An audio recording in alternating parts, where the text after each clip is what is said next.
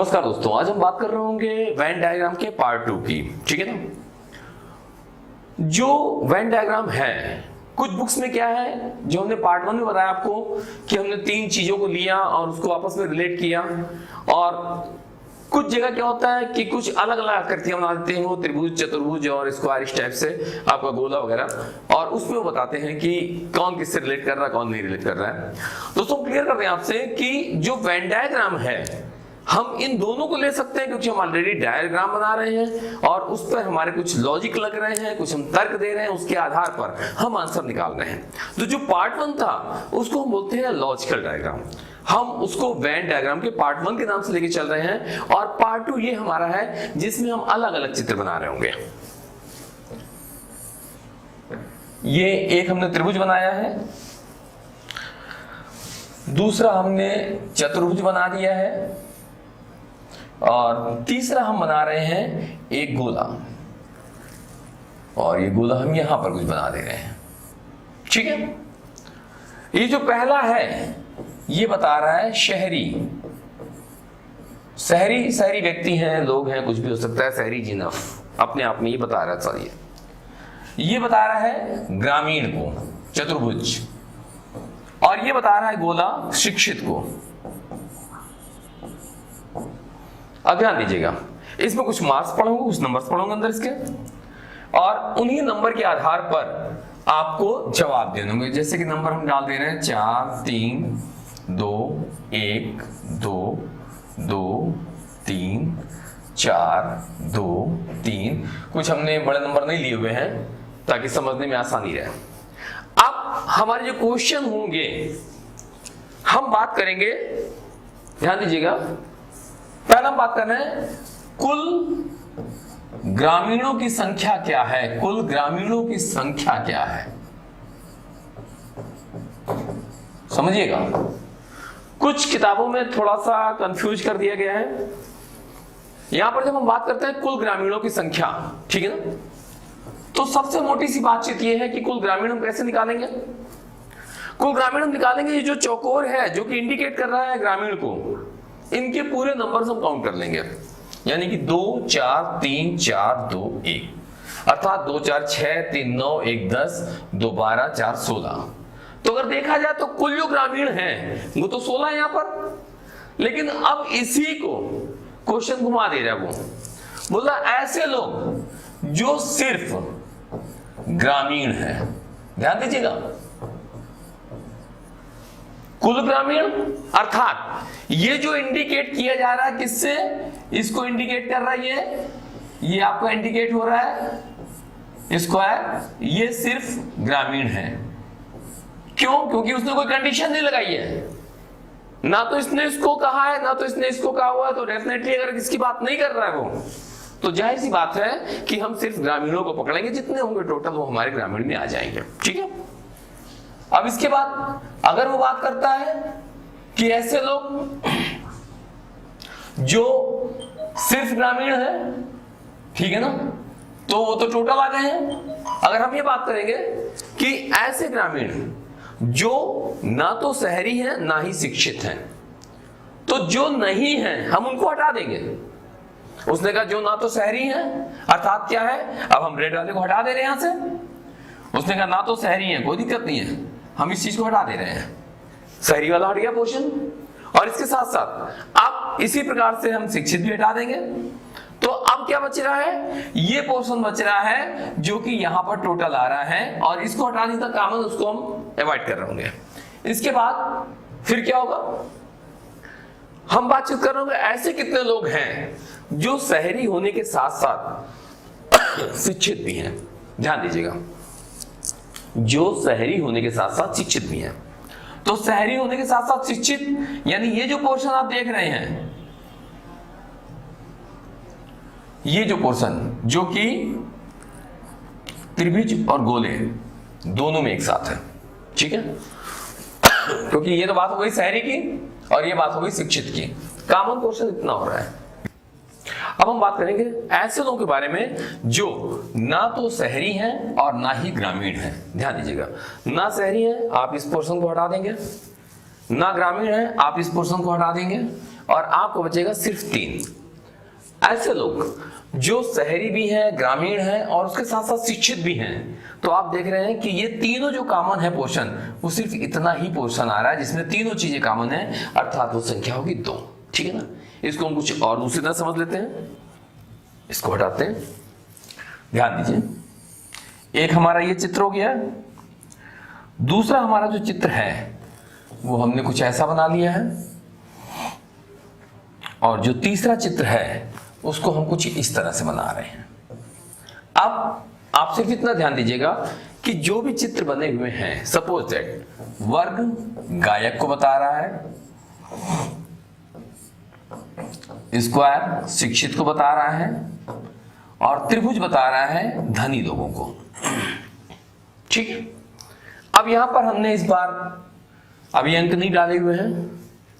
अब हम बात करेंगे, आपसे या तो वो पूछेगा कि कितने लोग गायक हैं, तो कितने लोग गायक हैं, तो आपको ध्यान देना है कि चूंकि और कोई कंडीशन नहीं लगाई गई है, ना तो उन्हें शिक्षित होने से मना किया गया है, ना धनी होने से मना किया गया है, तो कितने गायक हैं आप पूरा ये गोला ले सकते हैं। या वो ये कह देगा कि कितने गायक नहीं हैं। जब वो बोलेगा कितने गायक नहीं हैं, तो यहां पर कंडीशन क्या होगी, वो शिक्षित भी देगा और धनी भी ले लेगा। ठीक है ना। क्वेश्चन का प्रारूप हमें देखना पड़ेगा, समझना पड़ेगा। ऐसे लोगों को हटाना है जो गायक नहीं है, लेकिन वो शिक्षित की बात नहीं कर रहा है, धनी की बात नहीं कर रहा है, तो हम इनको हटा देंगे, हम इनको सबको काउंट कर लेंगे। लेकिन अगर वो कह दे रहा है कि ऐसे गायक जो शिक्षित तो हैं किंतु धनी नहीं है, तो धनी नहीं है तो कौन है, त्रिभुज है, धनी के लिए मना कर रहा है वो, तो आप क्या करेंगे, सिर्फ आप इसको हटा देंगे। किसको, इसको, धनी वाले को। ठीक है ना। और जब आप धनी वाले पोर्शन को हटा देंगे तो स्थिति क्या होगी आपकी, कि आप ये 2 बचा हुआ है, तो ये जो 2 बचे हुए हैं सिर्फ आप इनको लेके चल रहे होंगे। दोबारा फिर सपोज दैट अगर ये बात कर रहा है आपसे,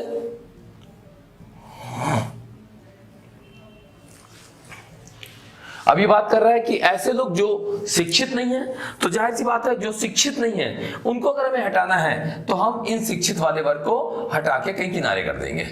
ठीक है ना। अब यहां पर हम इन दोनों को काउंट कर रहे होंगे, यानी जिस भी पोर्शन की बात की जाए हम सिर्फ उसको रख रहे होंगे।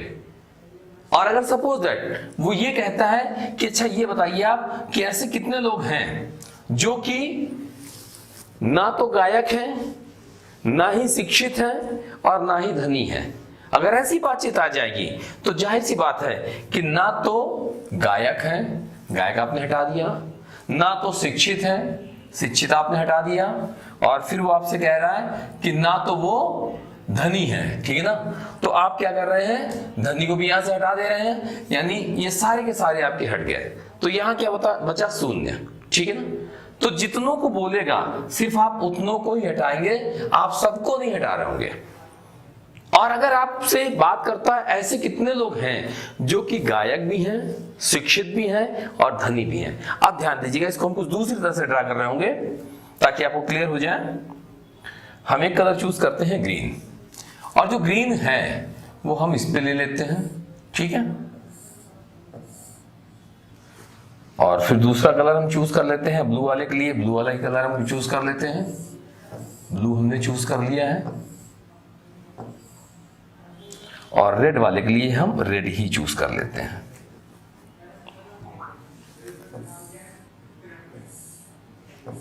तो अब अगर आप देखेंगे तो एक बहुत छोटा पोर्शन है जहां पर ये सारे के सारे आ रहे हैं। अर्थात हमने कहा ऐसे गायक कितने हैं जो शिक्षित भी हैं, धनी भी हैं, तो पहले तो हमने गायक का पोर्शन लिया, फिर हमने कहा शिक्षित भी हैं, तो गायक वाला गोल था और शिक्षित वाला ये था, हमने इतना पोर्शन ले लिया। उसके बाद बोला उसने धनी भी है, तो धनी में क्या, धनी वाला पोर्शन ये आ गया, क्योंकि शिक्षित और गायक में क्या था हमारा, हम चौकोर और गोल इतना पोर्शन ले रहे थे। गायक है और शिक्षित है तो हमने इतना पोर्शन लिया था जहां से ये आ रहा है। लेकिन जब उसने ये कहा कि वो गायक भी है, शिक्षित भी और धनी भी है, तो हमें सिर्फ थोड़े पोर्शन पे जाना पड़ा, और वो पोर्शन क्या बचा हमारे पास, सिर्फ इतना पोर्शन बचा। और यही आप देख रहे हैं यहां पर, ये ग्रीन कलर है, ये ब्लू है, ये रेड है, इतना सा सेक्शन ऐसा है जहां पर ग्रीन, रेड और ब्लू तीनों कॉमन मिल रहे हैं। ठीक है। अगले क्वेश्चन पे हम आते हैं।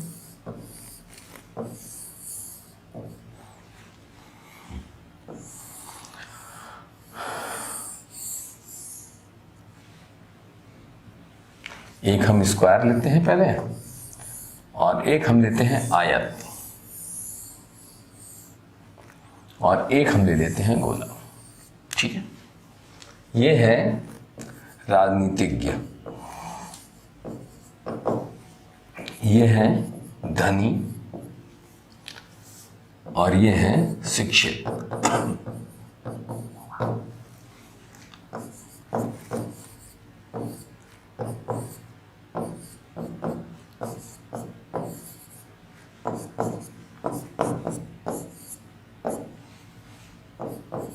अब हम आपसे बात कर रहे हैं कितने राजनीतिक ऐसे हैं जो शिक्षित भी हैं, कितने राजनीतिक ऐसे हैं जो शिक्षित भी हैं। तो आप राजनीतिक वाला गोला पहले ले रहे होंगे, ठीक है ना, और उसके बाद आप क्या कर रहे होंगे, राजनीतिक वाला जो गोला है इसको आपने लिया, फिर शिक्षित वाला लिया, तो इतना पोर्शन है जो कि आपका कॉमन है। ठीक है ना, कितने राजनीतिक ऐसे जो शिक्षित हैं, तो राजनीतिक वाला गोल था और शिक्षित ये था, कॉमन इतना ही आया। तो कौन कौन है वो, डी और एफ है। ठीक है ना, अब हम बातचीत कर रहे हैं कि ये बताइए हमको कि ऐसे कितने धनी हैं जो शिक्षित हैं। तो धनी वाला पोर्शन तो ये जा रहा है हमारा, ठीक है ना, और शिक्षित का पोर्शन ये जा रहा है, तो इसमें कॉमन इतना ही पोर्शन हो रहा है। तो वो कौन लोग हो गए, एफ और जी। ठीक है, अब इसी तरीके से हम आपसे बातचीत कर रहे होंगे कि ऐसे शिक्षित बताइए जो धनी तो हैं किंतु राजनीतिज्ञ नहीं है। क्वेश्चन की लाइन उसने चेंज कर दी है, जो पहले लाइन हमने बोली थी वही है, लेकिन अब लाइन दूसरी तरह बोल रहा है वो कि ऐसे कितने राजनीतिज्ञ हैं जो, ऐसे कितने शिक्षित हैं जो धनी तो है किंतु राजनीतिज्ञ नहीं है। तो शिक्षित है अर्थात ये चौकोर है, ये पोर्शन आ रहा होगा आपका, ठीक है ना, और फिर धनी वाला आ रहा होगा ये, और कॉमन कितना आपको दिखाई दे रहा है, कॉमन सिर्फ आपको इतना दिखाई दे रहा है, ये और ये। ठीक है ना, तो ये चीज आ गई है। अब वो बात करता है कि ऐसे राजनीतिक बताइए जो शिक्षित होने के साथ साथ धनी भी हैं। तो ऐसे राजनीतिक अर्थात ये गोला आपका आ गया, शिक्षित होने के साथ साथ शिक्षित वाला ये आ गया आपका, धनी भी है तो धनी वाला ये आ गया। तो अब अगर आप देखें तो जो कॉमन पोर्शन है वो कितना दिखाई दे रहा है, वो सिर्फ इतना दिखाई दे रहा है जो कि तीनों में कॉमन है, गोले में भी कॉमन हो रहा है, वर्ग में भी कॉमन हो रहा है और आयत में भी कॉमन हो रहा है। तो ऐसे राजनीतिक जो शिक्षित भी हैं और धनी भी हैं सिर्फ एफ है। ठीक है ना, अगर वो बोल देता है कि ऐसे धनी जो सिर्फ राजनीतिक हैं किंतु शिक्षित नहीं है, तो ऐसे धनी जो राजनीतिक हैं तो धनी और राजनीतिज्ञ को आप ले लेंगे, शिक्षित वाला पोर्शन आप उसे हटा देंगे। तो शिक्षित का पोर्शन क्या है, ये है, और अगर आप देखें तो राजनीतिज्ञ है और धनी सिर्फ एक आ रहा है एच, क्योंकि बाकी जो है वो धनी नहीं है और ये जो धनी है वो राजनीतिज्ञ नहीं है। तो अगर देखा जाए तो ये दो, एक और ये, ठीक है ना, एच और एफ, क्योंकि उसने कहा कितने राजनीतिक ऐसे हैं जो धनी हैं किंतु बोल रहा है शिक्षित नहीं है। तो अगर शिक्षित नहीं है तब हम इसको हटा दे रहे हैं ऑलरेडी, ठीक है ना, तो सिर्फ एक ही व्यक्ति बच रहा है। अगर वो बोलता, इसकी बात ना करता, वो ये कहता कि ठीक है हम इनको दो को कॉमन ले रहे हैं और एक वर्ग हम हटा रहे हैं, तो जाहिर सी बात हम सिर्फ उतना ही हटा रहे होंगे। अगर ये हमसे बात कर रहा होगा कि ऐसे राजनीतिज्ञों को बताइए, ठीक है ना, जो कि धनी तो हैं किंतु शिक्षित नहीं है, तो शिक्षित नहीं है इसका मतलब क्या, हमें क्या पोर्शन हटाना होगा, ये पोर्शन हमें हटा देना होगा। ठीक है ना, और ये दोनों कॉमन में क्या दिखाई दे रहा है, सिर्फ एच दिखाई दे रहा है। ठीक है ना, तो अब ये सारे कंफ्यूजन दूर हो चुके होंगे। यहाँ पर या तो संख्या लिख देते हैं या तो ABCD इस प्रकार लिख देते हैं और इसी प्रकार से इसको घटाते बढ़ाते रहते हैं। ठीक है ना, कभी कभी क्या होता है, ये क्वेश्चन पाई चार्ट के आधार पर भी आ जाते हैं, ठीक है ना, जिनको हम प्रैक्टिस करते समय बता रहे होंगे कि कौन सा हिस्सा क्या है, उन्होंने ऐसे बना दिया है, उसके बाद उन्होंने क्रॉस कर दिया है और परसेंटेज वो उसका पूछ लेते हैं। तो ये सारे इसके साथ ही चल रहे होते हैं और अगर आपने इतना ध्यान दे दिया है तो कोई भी आपका वेन डायग्राम क्वेश्चन गलत नहीं होगा।